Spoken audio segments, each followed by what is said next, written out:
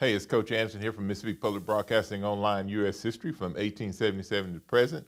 In our last time that we talked, of course, we talked about the Great Depression, and we talked about Hoover's response to the Great Depression. Today, we're going to jump into FDR's New Deal. Now, because of what was perceived to be Hoover's lack of action, of course, to help the American public, we're going to find that in the election of 1932, we're going to find that Mr.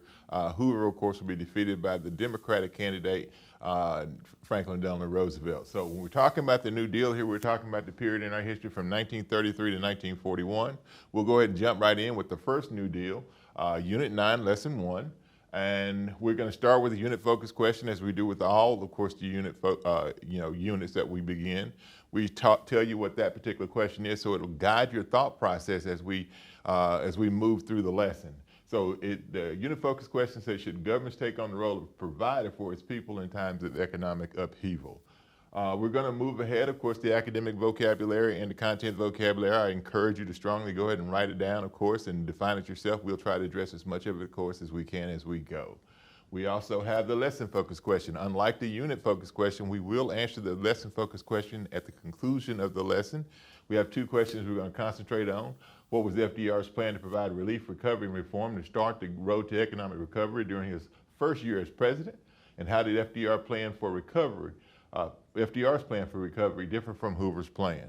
Well, we will first start, of course, with the do now activity. And this do now activity was, is something that you can write down, of course, in your journal. And it's just going to get us ready to talk about the New Deal. And the question was, why would presidents use the media to influence public opinion? We'll give you a few moments, of course, to go through and mull that over. In a few moments, we'll come back and we'll talk about what some possible answers could be.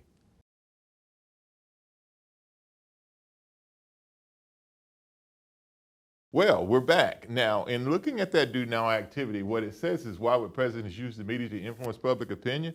Well, you have to think about it. They are elected representatives of the United States of America's citizenry.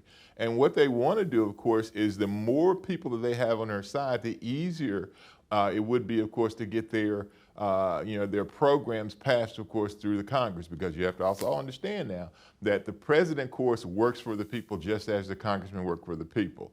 And if a president can use the power of the media, of course, to influence public opinion, then public opinion, of course, can be shifted to support his programs by people putting pressure, of course, on the Congress, of course, to fall in line.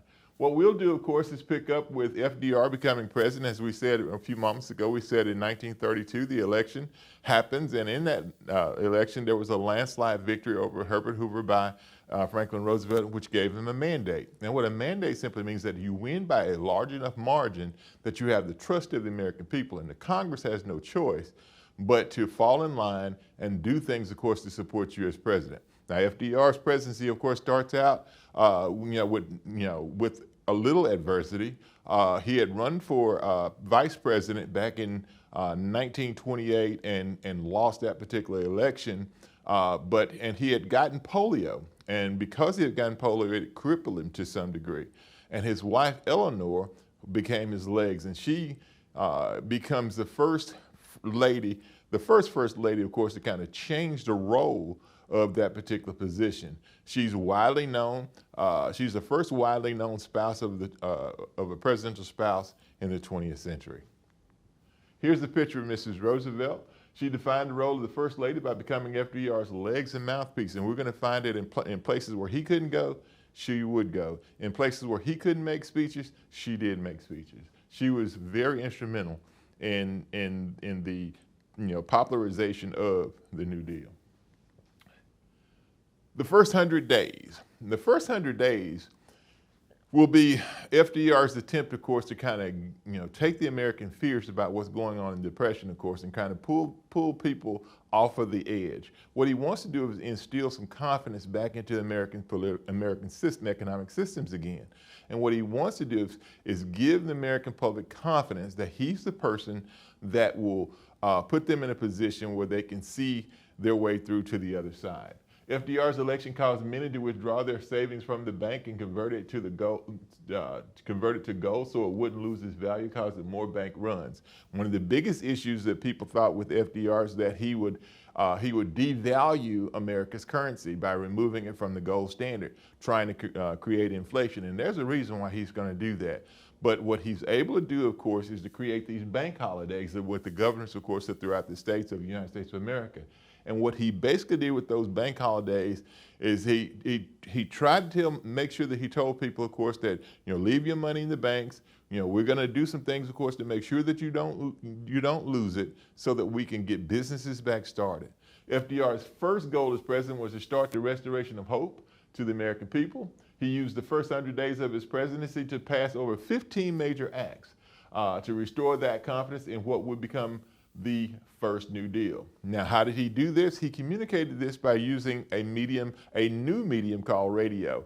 And these fireside chats were used, of course, to calm Americans' fears and to outline what his plans for relief, recovery, and reform would be.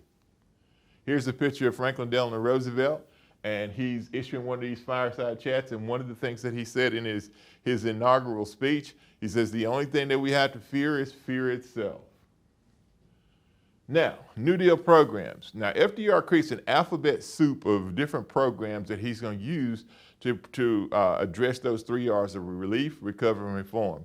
One of the first things that he does, of course, is he passes these programs that we're seeing here in the first 100 days of his presidency. And he sends these, of course, to the Congress and has to ask the Congress, of course, to address these. And because he had a mandate, because he had won in a landslide in 1932, these programs passed through Congress. They kind of sailed through Congress, actually.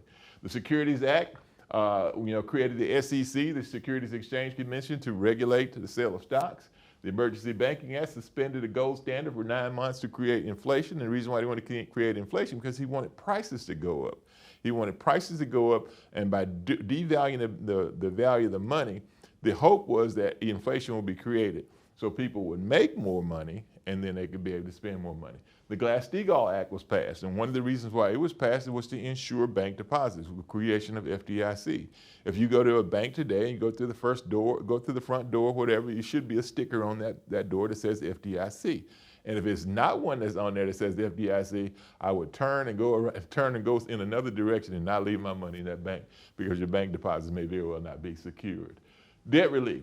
The other thing that FDR wanted to do, of course, is to make sure that people didn't lose their homes and make sure that they didn't lose their farms. And the way that he did so, of course, by creating the HOLC, the Homeowners Loan Corporation, and what it did is it brought up people's mortgages and from private mortgage companies and banks. And basically what it did, of course, is it allowed people to renegotiate their mortgages so that they could afford to keep their homes. And then the Farm Credit Association, Farm Credit Administration did the same thing to refinance farm mortgages.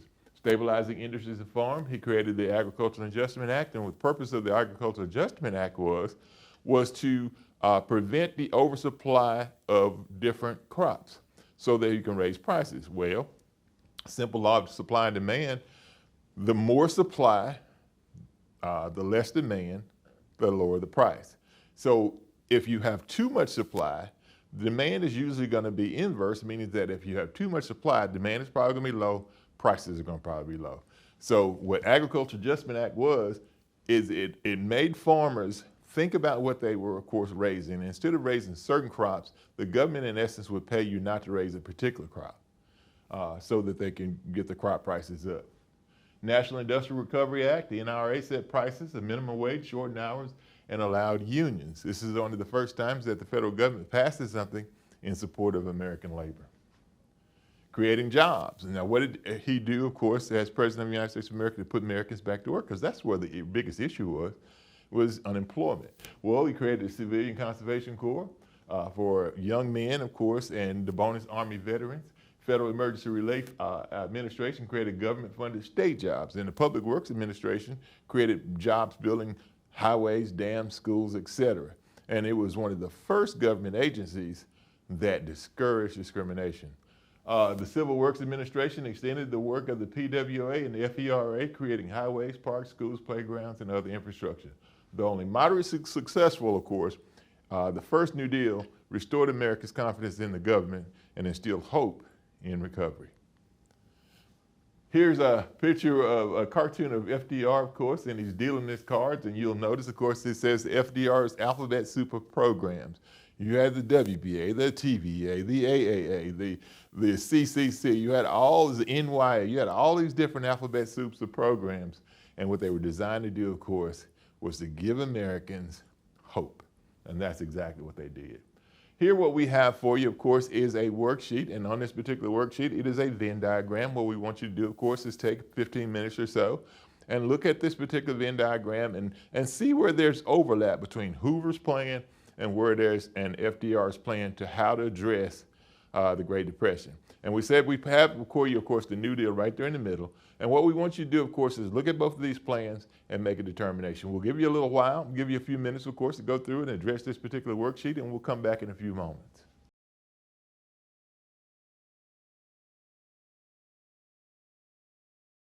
You should have had enough time that you were able to address that Venn diagram. We won't take a whole lot of time to go through and give those answers to you, but what we will do is give you the commonality. And what you can do, of course, is navigate to the end of the slide presentation, and what you will have there is a reference page, and the reference page will give you the full answers to each one of those questions. What we want to concentrate on, though, is going to be the middle part here in terms of what Hoover's plan and FDR's plan, how they overlap. Well, the one thing that they both recognized was that something needed to be done. It was a time of economic upheaval and crisis, and the federal government had a role to play. So they both recognized that the federal government had a role to play. And the thing that they did agree on is that businesses needed to have direct relief. Now, when you leave businesses having direct relief, that wasn't a whole lot left in terms of what these two plans, of course, had in common. So when you look at FDR's plan and you look at FDR's New Deal and Hoover's rugged individualism or rugged Americanism, we're going to find that there's not going to be a whole lot of difference. There's not going to be a whole lot of commonality between the two. What that does, of course, is it takes us to the lesson focus question, of course, to end Unit 9, Lesson 1. And what we're going to talk about is what was FDR's plan to provide relief, recovery, and reform to start the road to economic recovery during his first year as president? And number 2, how did FDR's plan for recovery differ from Hoover's plan? And that helps, of course, with that Venn diagram that you completed. What we're going to do, of course, is go through and give you the answers here. In terms of looking at it, that program, of course, FDR's plan of relief, recovery, and reform is known as the New Deal, and it would provide government relief to American citizens. FDR would use government resources to create jobs, protect farms, homes, provide government financial backing of banks, and fund business recovery. And the second question, how did FDR's plan for recovery differ from Hoover's plan?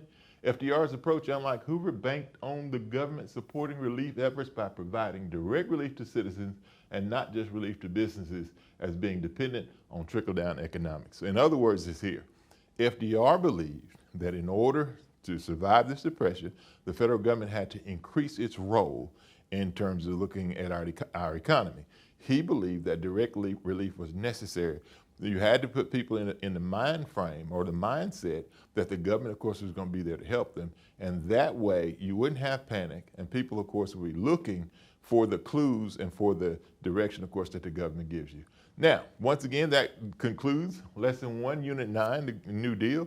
And we want to tell you, like we always tell you, don't take my word for it. Do your own research and create your own ideas about what happened here. And once again, this is Coach Anderson from Mississippi Public Broadcasting Online U.S. History from 1877 to present, and we'll see you next time.